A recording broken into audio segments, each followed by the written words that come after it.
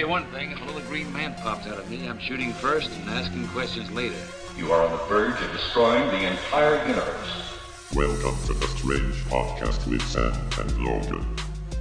If you enjoy the show, please go to iTunes, Stitcher, Google Play, or wherever you're listening, and please give us a good rating. If you want to share a story or have ideas for a future episode, you're welcome to visit us at www.thestrangepodcast.com. We look forward to hearing from you. This is episode 9. It's a UFO Extravaganza. And as always, I'm Logan Marks. And I'm Sam Baxter. Today's December 3rd, 2017. And today we're going to be talking about the Maury Island. What is that? The Maury Island incident. Oh, Maury. I was thinking... Like Maury Povich? Like Maury Povich. Yeah, yeah, basically. Maury Povich had an incident with UFOs. Where they have like KKK members throwing chairs at each other. Yeah, you know, they were trying to see if somebody was pregnant by their cousin or something. And this is what made Maury Povich the man he is today. That's how he met Connie Chung. So we're going to be talking about the Maury Island incident and Area 51. Ooh, Area 51. I've never heard of that. Yeah, I know. It's a new thing. It's brand new, huh? Brand new. No one's ever heard of it. This is breaking news. See, everyone's heard of Maury Island incident, but nobody's ever heard of Area 51. So you got your work cut out for you, my friend. I don't know. I might have some stuff that you haven't heard before. Oh, I like the sound of that. So we'll see how it goes. And I have some classics too that are in there. It's classic stories. Of course. Classic's always good. So, yeah, what did you do this weekend? I ended up watching that movie, that Pixar movie, Coco. Oh, was that any good? Can I say that? Will we get sued if we say Coco? No, we'll just wait for the lawsuit. Hopefully nothing. Yeah, we don't have any money. They can take whatever they want. Yeah, there you go. Yeah, you can take my pencils and my notepad that I have here for notes. But yeah, I went and saw the movie Coco. Wasn't too bad. It was actually, I was pleasantly surprised. It was kind of the Day of the Dead in Mexico and had a lot of, it was kind of sad as well. I usually don't say that about those movies, but it was actually decent. Oh, okay. Did you take the kiddos to go watch that? So the kiddos went and saw that, and they liked it. They thought it was good, but, you know, they might be a little bit young to understand all of it, but it was good. I liked it. How about you? Did you do anything good? I watched the horrible movie called Fighting with Channing Tatum and but yeah, wait, hold on, a name like that?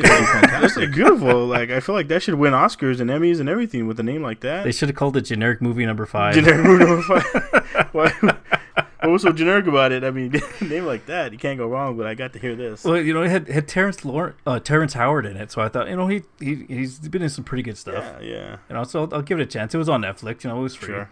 So I watched it, and I'm just like. It was like it was written by someone who had heard a kid give a half-assed book report about underground fighting, and he thought, oh, this would be a great movie. I can make a movie out of this. Wasn't that Frank Dukes? Didn't he allegedly make up that story about the Kumites? Remember that? Remember Bloodsport? I mean, Bloodsport was a good movie, don't get me wrong, but I think they say that guy was some kind of hack, that Frank Dukes in real life. He made up like Frank Dukes Ryu type of school fighting, but he allegedly fought in like these tournaments that lasted like 300 days, and he fought like 200 fights. He was like undefeated or something. Like, he made himself something like he was immortal. And he like, it was serious. Like, he like fought a bunch of people. It almost sounds like this movie's something like that. I mean, it sounds all. Again, the movie was good. I like that movie. Bloodsport in it, and it's all right. It was a good movie. This one, I just kept waiting for it to get better. It just didn't go anywhere, and it was such a generic movie. And so did Howard fight or what? Terrence Howard fight? No, Howard was like he was like a promoter. Oh, okay. But it was like this underground promoter where they just took him like to these street fights that were like in the back alleyways of places, and it's like in a Sears parking lot or something. They're just going. Yeah, like certainly because they go to the Sears parking lot and then they would meet up. I mean, you know what they're going? They're going to Black Fridays at Walmart. That's what that's where it's all sanctioned, huh? And then Tatum would go, and it looked like he was just getting his ass kicked most of the time, and like he would trip somebody and they would fall down and hit their head on something and they would die or they would lose, and that's how he'd win his fights. So he'd get by luck, by accident. Yeah. Damn, how lucky can this guy get? Yeah, it wasn't that great. And it killed some time. That's about it. Good old Channing Tatum. Was this before Magic Mike? I don't know when I never seen Magic Mike came out, but it was 2009. Though. Okay, yeah, I don't know that guy. I guess he got popular in the 2010s or something. Oh, it sounds like a good movie. Good old Netflix. Never whiff on that. It was one of those ones you could fall asleep to and wake up towards the end when when everybody's all happy. I bet just the talking of the storyline in that was probably pretty lame. It wasn't as bad, but I just saw. Have you seen The Room? That Tommy Wiseau movie? Yeah, because they're coming out with they're coming out with like a mockumentary, aren't they, or something? Yeah, like basically a movie about him. That's right. It wasn't that bad, but at least when I watched The Room, I was kind of entertained. you were drawn into how bad Tommy spoke and his acting. It's like it's like a train wreck. God. You know, you just can't look away. It's like, fuck, this sucks so bad, but I will not turn this off. Well, there's 3 sex scenes in like 30 minutes, so I'm like... Oh, was there? I never saw that movie. Yeah, you need to watch it because it is so bad but you have to watch it with a couple people around. You can't just watch it by yourself or else you might get hurt. But you gotta go with a couple friends so that way you can make fun of it. Okay. But like, yeah, in the first 30 minutes, there's 3 sex scenes. Shit. And they're all. Don't tell me what Tommy was in it. It looks like some like French porn movie. Oh. You know, it's so like there's.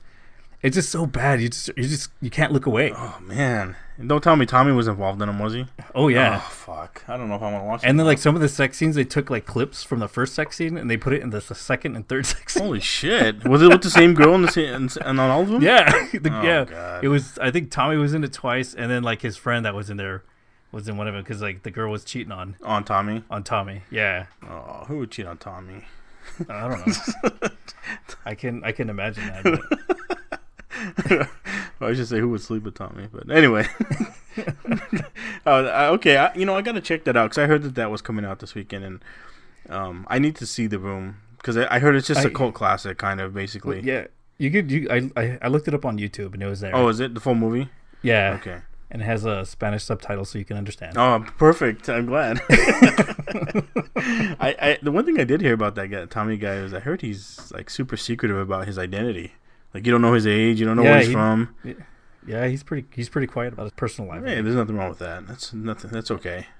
I just think it's funny. Just seeing his acting, the clips, that movie looks funny. And I heard he's done some other ones, but nothing as good as The Room. So yeah, you need to check it out. All right, well, I'll have to put that on my bottom of my list of movies to watch. But I'm sure I'll get to it one day in about 35 years. Watch it on your deathbed. Yeah, I know. Oh, that was a good movie. I can die now. I know. Well, okay, well, I'll check it out one day. It looks okay. So we're going to have a UFO extravaganza from here? Since it's Christmas, since it's the month of Christmas, we need a UFO. That's what I was thinking, too. We haven't talked about UFOs much, and, this is the month for Christmas. They go hand in hand. Well, yeah, there's lights and... and odd things outside. Odd things, waking up in strange places. Yeah, it's all the same. It's all something. That's all I got to say. It's really weird. But so I'd like to talk about an incident I don't know if a lot of people have heard of. I hadn't really heard of it too much, and it was basically like a precursor to Area 51. So, I mean, you're familiar with like Kenneth Arnold. He was the first guy to claim that he saw UFOs. He was flying in a town by Yakima, Washington. Yeah, he was in Washington. It was the first sighting of a UFO, I think. Exactly. Okay, so he was the first guy to come out and talk about them. So everyone kind of thought, maybe this guy's kind of like, you want to kind of label him like a professional, right? Because this guy's seen them, he's dealt with them. So then if something happens to you, you might want to go to him, right? Because he's the only one that knows anything, right? It'd be like having a subject matter expert at your work. Yeah, he's the expert of UFOs. Exactly, right? And especially back in the day, you don't have a lot of people to contact, and, there was no internet to really do that. So keep him in mind. He's involved in this. So this basically happened a month before Roswell, Area 51, on June 21st, 1947. Oh, yeah. So this was on the Maury Island in the Puget Sound of Washington State. So Maury Island's kind of by Seattle, Vashon Island, all that area. So this was a good long time ago. And this was also one of the first instances where a person of Men in Black was ever named. Because before this, nobody had ever talked about the Men in Black or ever claimed to have seen them or anything. Just a really quick synopsis. What happened was on the Puget Sound there, Harold Dahl, he was out on a boat and it looked like he saw like 6 flying donuts. And it looked like one of them dropped a substance which they considered slag, and some of it hit his boat. And he reported it to his boat co-owner and business partner, a man named Fred Chrisman. The next morning, he told Chrisman about it, and he told a few other people around. He gave them a little bit of information, but he told Chrisman more about it because Chrisman was his business partner, and he needed to let him know what happened to the boat. That night, he went to bed. Next morning, he wakes up, and a guy shows up at his house and says, "Hey, want to come out for breakfast? At the diner. This is the 40s, and hey, you want to come out for breakfast, my friend? Whatever. Yeah, sure, let's go." But Dahl kind of noticed a few things that were a little bit odd about this man that wasn't normal about other people. He drove a 1947 Buick, wore a black suit. He was very muscular, and he was well over 6 feet. So a lot of people back then were not well over 6 feet and were not very muscular. So this guy stood out from the rest. And as they were at the diner, the guy, I'm just going to call him the Men in Black. The Men in Black man told him things that Dahl had seen and that Dahl had knew but had not told anybody else. He knew those facts. He knew facts that Dahl had known, that Dahl had seen, but hadn't related to anybody else. And he told Dahl, "Look, you need to keep your mouth shut. I don't want you talking about this to anybody else. If you do, there could be some disasters and things happening to your family." Oh, so he's like mad dogging him. Well, basically threatening him.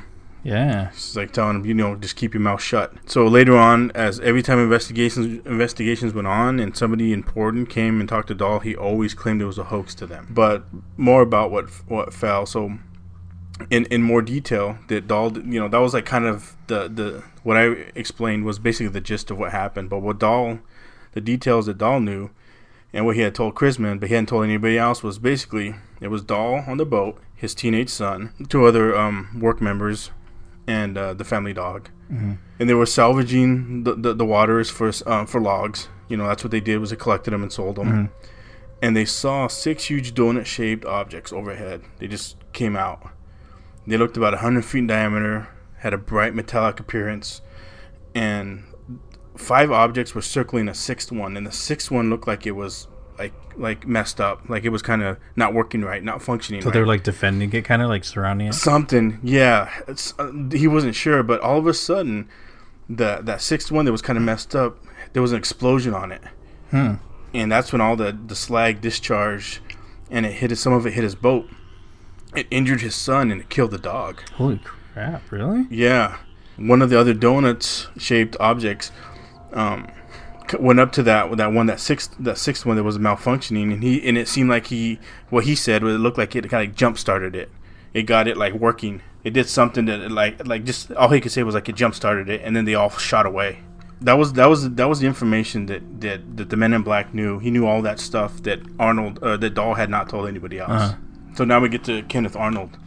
So they get a hold of Arnold because they don't really have anybody else to talk to and who to call, right? Besides, what are you gonna tell the cops? Yeah.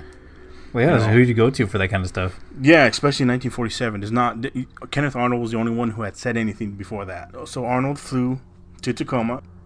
Dahl got a hold of Kenneth Arnold, and Kenneth Arnold got a hold of a couple of guys secretly from the U.S. Air Base, and they went to Tacoma to go meet with them in a hotel, secretly. It was Dahl, Chrisman, Arnold, and the 2 military guys. They went to go meet, and someone called her anonymously and said, "Hey, we know what's going on. We know what you guys are doing." So Dahl kind of got freaked out, and he bailed. Like, I was already warned. I'm not supposed to be part of any of this. I got to get out of here. Oh shit! So some mafia style. Yeah. So he was freaked out. So Dahl bailed, and so the military guys said they kind of met up with the other 2 guys, Chrisman and Dahl, and Chrisman and Arnold, and they said, "All right, we're gonna head back to California to our base." So they gave him a little bit of the slag, and they headed back on their plane back to California.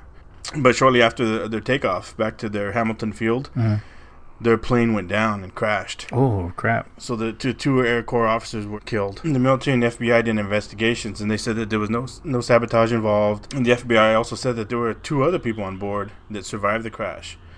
And one was like a flight crew member, and the other person was known as like a hitchhiker. They didn't say who he was.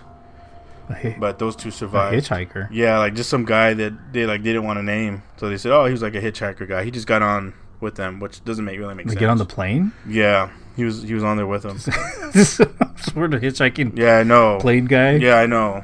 Yeah, fucking in there. Hey, let's pick up DB Cooper and keep going.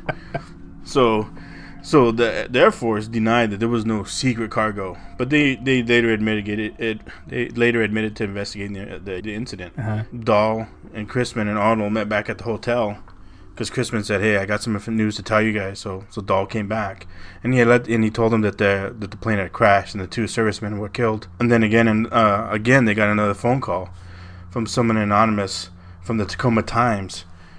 And he wanted to talk to Kenneth Arnold, and he let them know that their meeting was being leaked, and he also knew about the air officer's plane going down.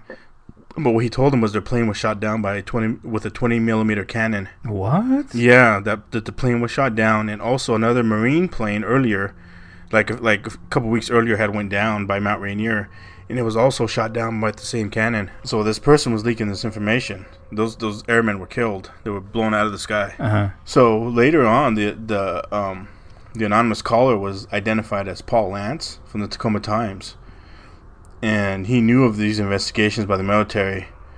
And he had also told them that one of those 3 guys was going to be kind of sent away to Alaska just to get him out of the way. Chrisman was a vet. And he was recalled back to service, and they abruptly sent him to Alaska like about a week later. So like Lance was right about all that.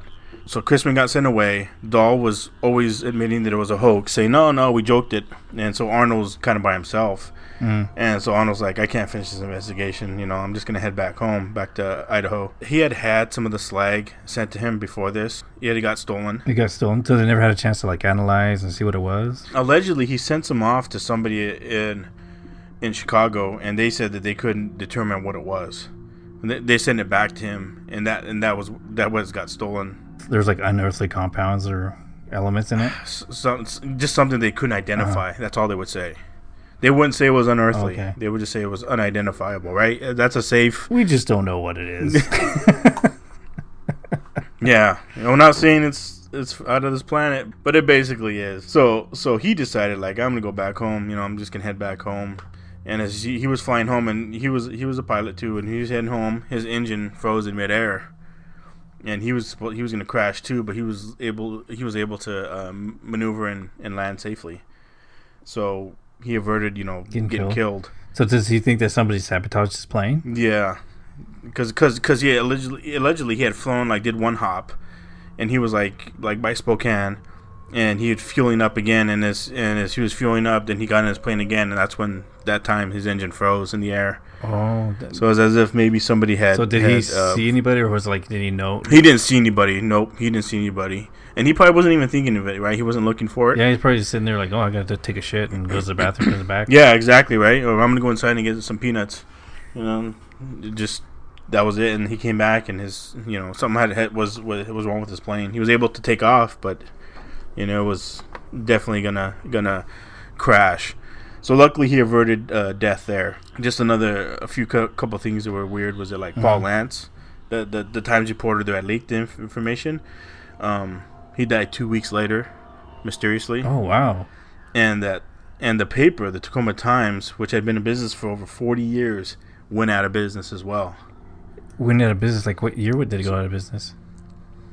That year in 1940. What did I say? 1949, 47. It went out. 47 or 48. It went out like just. So just like right after that. Yeah. Huh?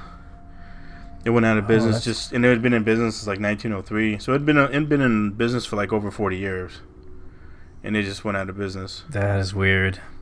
Here's another weird thing that just seemed kind of odd because like I said, Dahl would always deny that it happened. He always said it was a hoax. The FBI knew that. The FBI knew that he would always deny it. Even like Hoover allegedly knew that, because from the FBI Seattle field office investigated him and interviewed him, and he always said no, it was a hoax. But they knew that he was saying it was a hoax, but they couldn't not make him admit it, right? But Chrisman was always dead set on, nope, this should happen. This did happen. And so, like I said, he got sent away to Alaska. Then later on in the 60s, they were always kind of on him, like always watching him. And he was fingered as being one of the people who killed JFK in the 60s. Oh, really? Yeah, they named him as one of the people, a person of interest. And he had to go and have interviews with the feds and everybody. And he had to clear his name until they finally, like, okay, you know, he was nowhere near Dallas. It had to be proven that he was nowhere near Dallas during the time that JFK was shot. But even so up until what was their reasons that they believed that he was doing it or that he had done it? do they even have to have a reason? I mean, how preposterous does that sound? I mean, this guy was one that you had been investigating and watching after for like the last 15 years, and he was a guy that was saying things against the government and always saying that this stuff. He was adamant that it was true. The guys who were in charge of Project Blue Book were saying no, this is bogus, and he was like, no, this stuff happened, and it was something a Men in Black guy wanted to keep under wraps. So anyway, they had him as a potential murderer of JFK. He had to clear his name. He had to, finally prove that he was nowhere there. So they finally let him go. But I mean, that's like a far drawn out stretch. They couldn't have got him on tax evasion or, I know, they picked the craziest charge. Yeah, but one that would be high profile as well. Yeah, that's what seems so weird because you think why would you want him? Because everybody's going to be looking at that. Exactly. Having his name in there, that's. Are they trying to discredit maybe? Yeah. So, again, I'm not sure why any of that. Why they named him? They obviously wanted to tarnish his name, and again, I feel like they could have, if they wanted, they could have probably wiped him, but they didn't. Again, like I said, Dahl would never admit to it. Chrisman did, and he was the one that received more of the trouble. Again, luckily he didn't get killed. Did he ever end up talking about it, or at some point? He would. Like I said, he would. Oh, you mean interviews after? Yeah, it gets to a certain point that people, the government just doesn't give a shit anymore. No, I mean, or he's just. I think they did. I mean, because this was later put in some journals and stuff. I think that's what might have brought the attention back to him, because about 12 years later, they started putting in journals of sci-fi and stuff and things, and his name came back up. So which is probably why the government probably thought, oh, this guy's talking again. Let's pay him a visit and let's scare the shit out of him. Because they made a movie about it, 2014. I haven't seen that. I didn't know that they made a movie. So again, I don't know. I'm not sure if he did or not, but it sounded like they were always on his ass. They wanted, and like I said, Dahl was afraid. The Men in Black guy scared him, so he didn't want anything to happen to his family. At one point, his son even fled to Montana secretly. Dahl went into hiding because he was scared enough by the Men in Black and probably whoever else from the government was, who's threatening him, that he was like, nah, I'm not messing with this.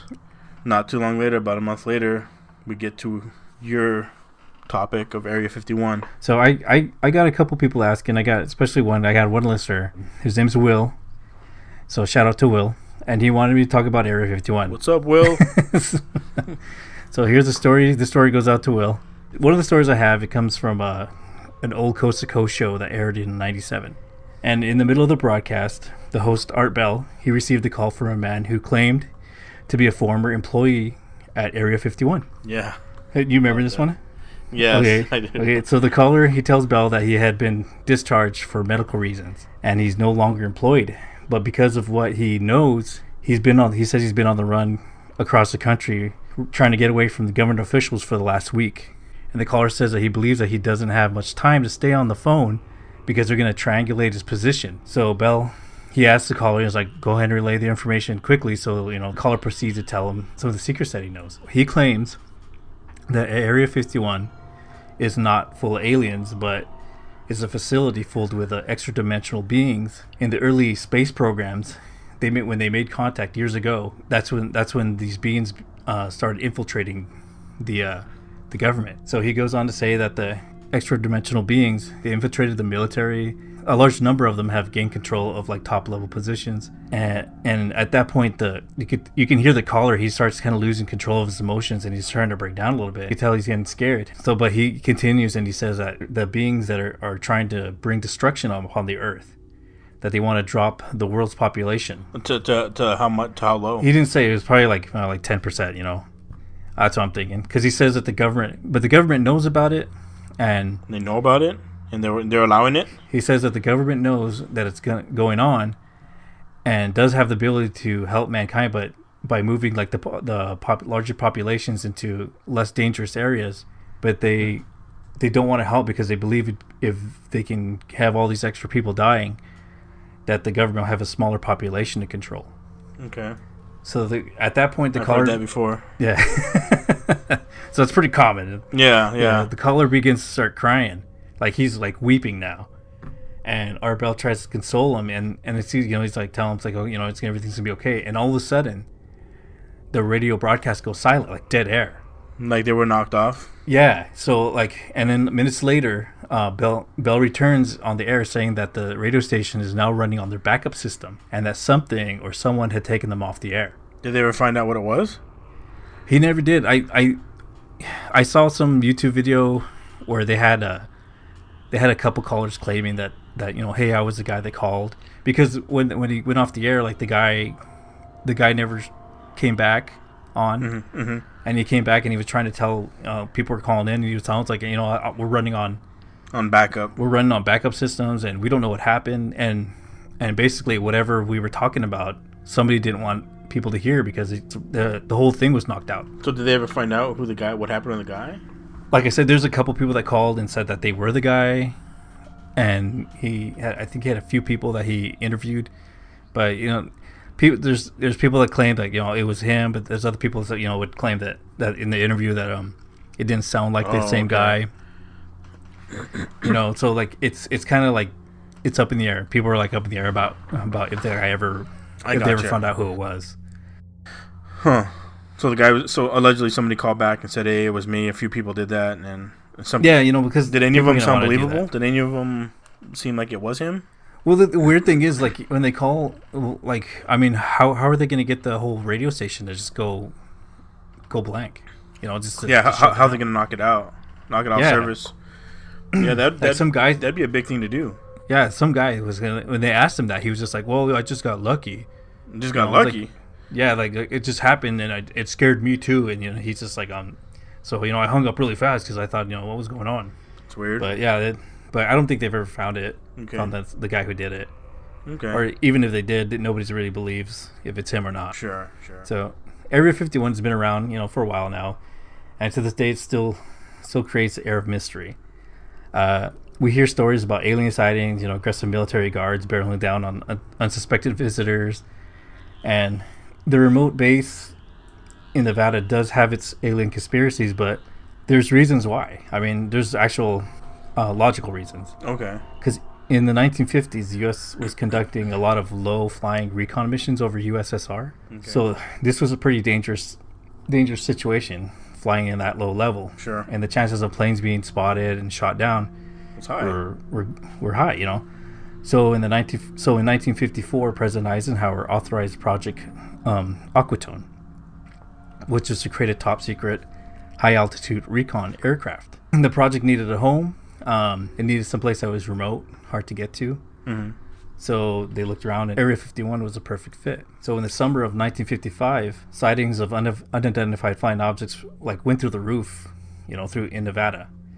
You know, people were claiming they saw futuristic aircrafts, lights in the sky, and all kinds of crazy shit. Yeah, things they hadn't seen before. But little did the area residents know is that the Air Force had begun testing the U-2 aircraft, which was a plane that could fly 60,000 feet in the air, which was at the time the highest plane could go only about as high as about 40,000 range. Okay. And like a normal airliner would fly about the 10 to 20,000 feet range. The U-2 aircraft would look like an alien in nature compared to the other planes, because you'd see a plane and then you'd see this other plane or this other thing far above it. So they would think, oh, that's got to be aliens, you know? Yeah. Oh, some at least unidentified. Yeah, so you know, flying objects. It was something different that they had never seen before. So sure, makes sense. So the Air Force, not wanting secrets to get out about their secret planes and stuff, would tell the public that it was UFO sightings, were nothing more than either, you know, they'd try to actually say they're UFO sightings or just natural phenomenon or high altitude weather research. So they would actually admit that there were UFO sightings? They wouldn't admit it, but when people would say it, you know, they'd be like, "Oh, really?" Yeah, you know, like they would say like, "Oh no, it's just natural phenomenon." Just kind of bullshit stuff. Yeah. So like when people were like, "Oh, that doesn't sound right," you know, so and it's not like they were trying to squash the secret, the alien, the UFO stuff. They would just let people believe what they wanted to believe. Gotcha. So in the late 50s, the testing for the U-2 ended, but the Area 51 continued to test other aircrafts in secret, such as the F-117A, the A-12, and the Tactic Blue. The funny thing is, like, it wasn't until like 2013 that the government released declassified CIA reports, and they finally acknowledged the existence of Area 51. So up until this time, it never existed? So, like, the government pretty much said there's that... There's been armed guards out there and saying that if you come past this, they'll kill you. There was no reason for that? They just for the fun of it? Yeah, so, like, before 2013, like, there's nothing there.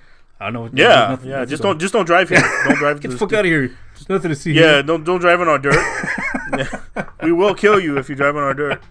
Was it like an old man with a shotgun out there? Get off my lawn. Pretty much. Fuck. So yeah. So their secret was safe until 2013, and they finally had to disclose a lot of stuff. So. I know. So now the government will admit that Area 51 is out there. Okay. All right. Good for them. I'm glad. So bravo, government. Well played. Just like the incident that you just had, there's another event that helped the excitement, the extraterrestrials and UFOs, was the Roswell incident. Everybody knows about this one. The early July 1947, an unidentified flying object crashed near the town of Roswell, New Mexico. So the government claimed it was a high-altitude weather balloon. As time went on, countless stories and conspiracy theories arose, many thinking that what was found was extraterrestrial in nature. They believed that the salvaged parts had been taken to Area 51 so that the technology can be reverse engineered. Annie Jacobsen, she wrote a book called Annie Jacobsen's Area 51, an uncensored history of America's top secret military base. Uncensored, like X-rated? This is the sexy Area 51. Yeah, no, this is what really goes on here. Area 51 gone wild. Yeah, no. And so what did she say? So she had some interesting theories. Jacobsen claims that the Roswell craft and the bodies that were found was an elaborate hoax created by Joseph Stalin and the notorious Nazi angel of death, Dr. Joseph Mengele. So Mengele is a doctor responsible for conducting horrible experiments and gassing prisoners in the Auschwitz concentration camps during World War II. So the idea was to push the United States into a panic, like Orson Welles, The War of the Worlds. Gotcha. So the plan was to build an advanced-looking aircraft and have it piloted by genetically mutated children that look like alien creatures. And they were going to fly it around, whip it around the United States airspace and try to convince the American public that they were being invaded. But then they said that there was a storm which knocked out the plane, and it ended up crashing in Roswell. So this thing flew from Russia or from Germany all the way over here, and it was just flying around and scaring people.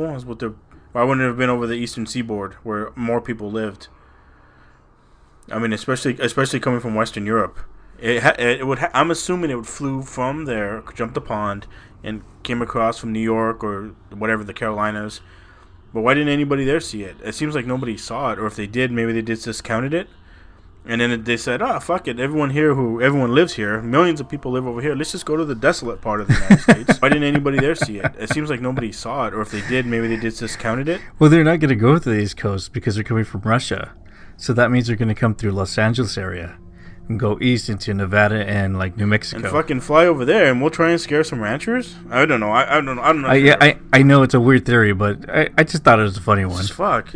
I'm just trying to make some sense of her book. Okay, go ahead. So it crashed down there by accident. The Russians wanted to have it fly around. Yeah. And basically scare a bunch of farmers. And Sure. And have everybody thinking the War of the World was coming. Part 2. Got it. Yeah. So, and when it did crash, this forced the U.S. military to cover it up. Some believe that this story was just a story that they would use to test some of the military people. So they would tell people these to the United States military. Yeah. So okay. So the higher ups would slip out this information just to see who they can trust. So if they all of a sudden there was these stories running around, they knew who was talking. They knew where the leak was, or stuff like that. Yeah. Okay, that I could see. So I just thought that was an interesting theory that she has. So tell me again, did she work there, or was she just somebody who was? She just knew a bunch of people that worked there. Oh, okay. So she got secondhand And info. she did a bunch of interviews and stuff. Hope nobody bought that book. I don't know. It seems like it'd be an interesting read, you know. I know, but I feel like I feel like I would believe that less. I feel like everyone there was probably pulling her chain, and I don't know. To me, that doesn't really seem like plausible. She also says like it could be that this was like these were the kind of stories that they were bringing up to test who's telling stories and who they can trust. Gotcha. I can see that. So, yeah, that part makes sense. I have another story from Area 51, which is it's about a man. His name is Mike Oram and his wife Fran. Okay. They were visiting the States back in 2004, and they went to go see Area 51. So they're from out of the country. Okay. They decided that they would go and get as close to the edge of the base that they could, you know, and take some pictures, even though it's, you know, that's where by the signs that say don't take any pictures. Yeah. So they're going there taking pictures, and they said as soon as they started snapping pictures, off in the distance, a mysterious truck with like no markings appeared and started watching what they were doing. Sorry, I might have missed it. Was this recently or a while back? This is 2004. Okay, sorry. Okay, go ahead. So Oram and his wife had a feeling that they were not wanted, so they decided, let's get back in the car and we're going to take off. Mm-hmm. So as they take off, the mysterious truck proceeds to tail them. So it's following down the road. Okay. The truck gets closer and gets like right up to their ass. And then all of a sudden they hear the sound like a gunshot, and their vehicle starts pulling to the right really hard. Ooh. So their tire had been punctured. So they pull over and they realize that the truck that was behind them had disappeared. Disappeared? Yeah, like it's vanished. Okay. So Oram, he gets out of his vehicle to check on his tire. So he looks around trying to figure out where the truck had gone. And so as he's looking around, all of a sudden he kind of blacks out, and he wakes up on the driver's side of his car again with his wife next to him with the engine back on. So he claims that he had lost like 2 hours of time. Okay. So Orm goes to a hypnotist and has this regression therapy done. During one of the sessions, Orm figures out that he and his wife had been abducted. Oh, shit. And the 2 hours they were missing, he realizes that they had been taken by sinister military dressed beings and sent through a portal to another dimension where they were experimented on in some creepy medical facility. Oh, shit. Orm claims that he has an alien spirit guide that he uses psychic mediums to contact. Okay. So he claims that his spirit guide, who he calls his space brother, he says he would still be in that medical facility today if his space brother didn't come and save him and his wife. How did it save him? I guess he went in and pulled him out all commando style. Like Arnold Schwarzenegger, like, huh? Yeah, Arnold Schwarzenegger. That's what he claimed. Okay. And well, during some other sessions of hypnosis, he also found out that after the abduction at Area 51, that his space brother had taken Orm aboard his own ship. Okay. And had put him through a detox to purify him from what they had done to him during the Area 51 abduction. Did his brother ever tell him what they did to him? No, he just says that he put him in like a detox. Yeah, just clean him up. Injecting him with stuff and trying to get him to get the stuff out. So when he said that when he returned home from his space brother's ship, Orm said that he was like spitting out like dry white powder for like 3 days. Oh, really? And then when that was his Area 51 story, and his wife Fran says that the experience that they had was so bad that she'd never go into America again. Are you sure she didn't buy sushi like at a I know at AMPM 7-Eleven sushi at a gas station and fucking made her violently ill? So she's like, "Fuck this country, god damn it, fucking got the runs, can't fucking do anything." Oh man, that's interesting. That's interesting that happened. I wonder what really, if you did really lose 2 hours. I mean, you said under hypnosis. I know that people always try to discredit hypnosis, saying that it could be a hack. You know, your mind could just be making things up, right? Well, I've heard like when they do the hypnosis thing, it's usually whoever's doing it usually like leads them into these stories. Yeah, exactly. And they start. I've heard that then, too. You know, yeah, it kind of directs them in, and then pretty soon they're just kind of making up their own shit as they're under. I know. I've heard that too. I've heard that happens, and then I've never seen a hypnosis been done to anybody that's allegedly been, or at all to anything. So I don't know if the leading them really happens, or if they just say, like, do they just ask them what happened, and do they just come out and say it themselves? And then if they do, are you gonna just discredit it and say, hey, he's just making that up? That was just in his mind. Kind of like how we were talking about people, life after death. You know, if you believe something, will you just think that as your brain starts winding down? Is it just going to think that's what you see? I think that is the case, because I think a lot of people when they've actually gone through it and try to figure out what's going on during these sessions, that they've realized that the guy doing the sessions is usually the one kind of he's leading them gotcha to where they want, and then pretty soon they start, saying all this stuff and just following their lead. I gotcha. So kind of like Betty and Benny Hill, right? Yeah, Betty and Barney Hill. Sorry. Plus this guy's pretty spacey already, because I mean he believes in spirits guys that from outer space. Oh, the guy that happened to him. Yeah, I gotcha. So he was kind of. So he was already a believer. He was already sold on it. And they were going to Area 51, so they were thinking something's gonna happen. I gotcha. So they were looking for something, right? I mean, they were probably hoping that they would see something and then have a story to tell. I think it's pretty cool though. Like the first UFO sighting was in Washington. In Washington State. Yeah. Yeah, that's very interesting, and I wonder why. Obviously, there's been lots of stories of aliens in the past. Even in the Bible.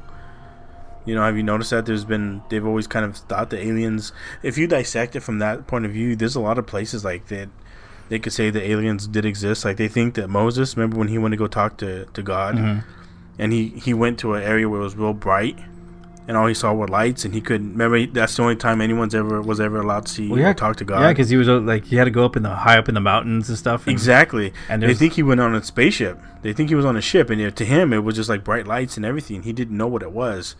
So to just a commoner, it could just be like, you can play like Wizard of Oz. Remember he was just behind the curtain, right? They could do that, right? There's a magic guy on the mountain with there's a big curtain. Don't look behind the curtain. Yeah, whatever you do, don't look behind there. It'll be all don't over. mind the man behind the curtain. Yeah, I mean, because to somebody who's put it in a nice way, real simple, you can dupe him like no problem, right? I mean, you put him on a ship like that. He doesn't know what it is. He doesn't know what all those lights are. Like if you go through some of the text in the Bible, I mean, a lot of the stuff they talk about when they actually go see like an angel or something of a higher being, they always sound like alien ships. They do like flying chariots. The flying chariots. Yeah. I mean, you even see the pictures in the old pictures, like they're like something flying in the air, like flying off. And it's like, if somebody's, taking they didn't take photos back then, they had to draw them, but if that's what they saw, what the hell did they see in the air? What was flying in the sky? They had like a fire flame behind it. Yeah, who knows? I mean, they probably took a lot of drugs back then too. They probably did. They probably did. They could have. But then again, right. if from a devil's advocate, if you're an alien, what's a perfect time to come? When the people are simple or when they're a lot more advanced? Yeah, but do you have a choice? I mean, you kind of just show up when you show up. I know, but what I'm saying is, I mean, you show up. It's easier then, right? Because you could just walk around and it'd be a lot easier to control the masses when it's a lot easier when they're a lot dumber. I guess I don't know. Right now, you might have to. It's probably still easy to do it, as it like you said, that woman said in her book.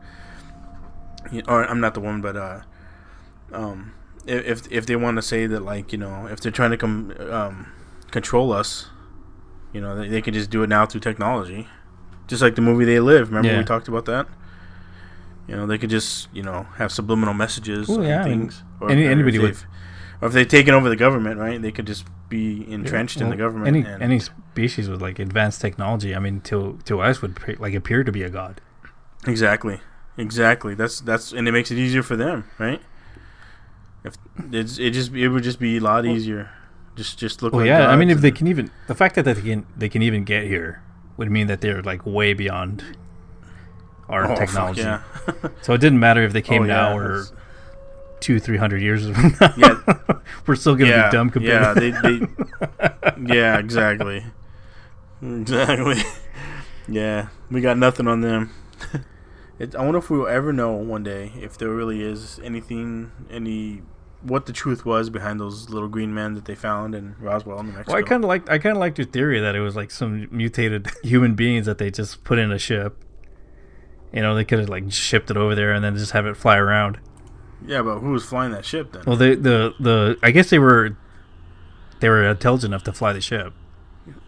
I mean, just because what they say is how I think the only thing that doesn't sit right is when the guy who originally found the wreckage, that sheriff. I mean, when he took it home, he said the metal was like liquid, and it would come together and bend, and all that stuff that doesn't seem like the Russians would make. And again, I'm not saying what he saw was true, or if he's even telling the truth. Well, I think with like the Roswell incident, it happened in the 50s, but it really didn't get popular until the 70s, and that's when people actually started cashing in on this, talking about the conspiracy of it. Yeah.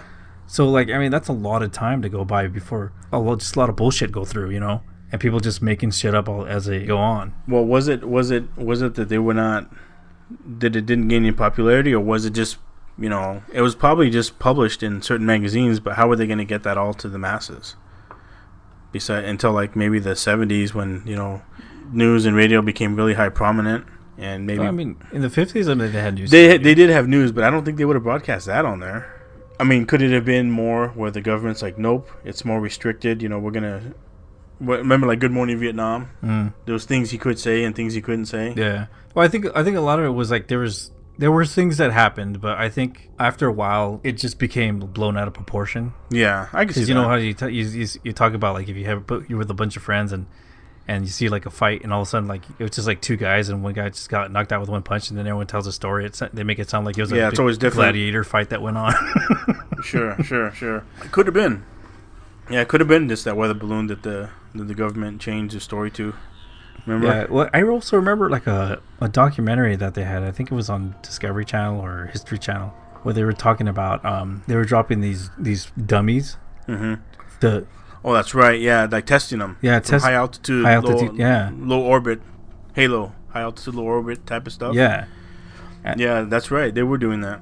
And they looked pretty alien in nature, because I think they were like grayish, and they did. Yeah. Had these weird suits on, and they probably had at the time. I mean, they looked like Marty McFly from Back to the Future. They could have. In that suit. Yeah. Yeah. I don't know. I mean, all of those things are interesting aspects.